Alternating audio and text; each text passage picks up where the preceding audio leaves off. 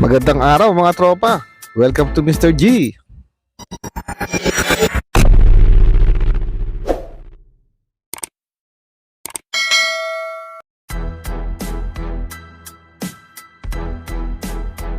Game day na nga po ng Bakbakang Hiroshima Dragon Task at hindi lang opensa at puntos ang ginagawa ni Koy Soto.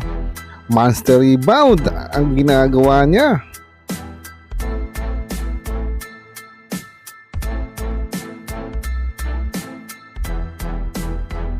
At galing naman sa isang 3-point shot ng kanyang teammate na import. Follow-up slam naman ang ginawa ni Koy Soto.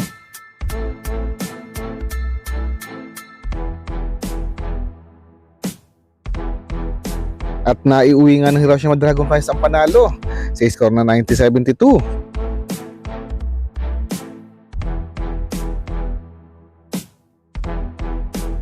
Hanggang dito lang po ang update natin kay Koy Soto. Kung nagustuhan nyo po ang aking video, ipalike naman po. At sa mga hindi pa po nakasubscribe, ay pasubscribe naman po sa aking munting channel. Kung may comment po kayo, suggestion ay palagay naman po sa ating comment section box. Pasuporta po sa aking channel, Mr. G. Maraming salamat po. Hanggang sa muli, ito po si Mr. G.